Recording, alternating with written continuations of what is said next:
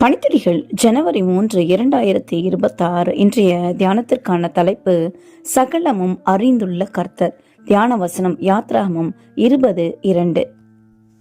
உன்னை அடிமைத்தன வீடாகிய எகிப்து தேசத்திலிருந்து புறப்பட பண்ணின உன் தேவனாகிய கர்த்தர் நானே.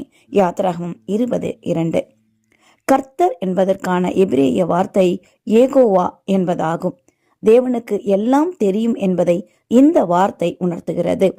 தொலைநோக்கியையும் நுண்ணோக்கியையும் மக்கள் உருவாக்குவதற்கு முன்பே தேவனுக்கு இந்த உலகம் குறித்த அனைத்தும் தெரியும்.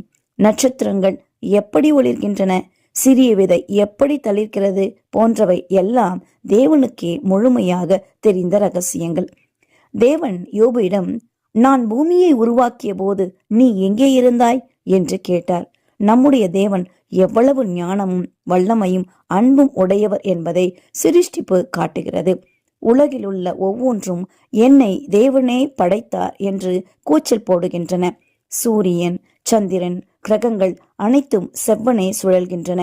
ஏனெனில் ஞானமிக்க தேவன் அப்படி திட்டமிட்டுள்ளார். நாம் நட்சத்திரம், விலங்கு போன்ற எதையும் படிக்கிற ஒவ்வொரு நேரமும் நாம் தேவனுடைய மனதை சிறிதளவு புரிந்து கொள்கிறோம்.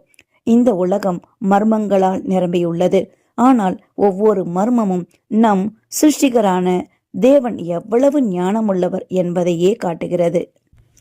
ஜார்ஜ் வாஷிங்டன் கார்வர் ஓர் அடிமை குடும்பத்தில் பிறந்து மிக கொடுமையான வறுமையில் வளர்ந்தார். செடிகளும் இயற்கையும் அவருக்கு மிகவும் பிடித்திருந்தது.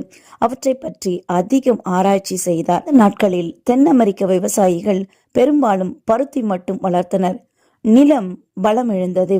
பருத்தியை பூச்சிகள் அழித்த போது விவசாயிகள் அனைத்தையும் இழந்தனர்.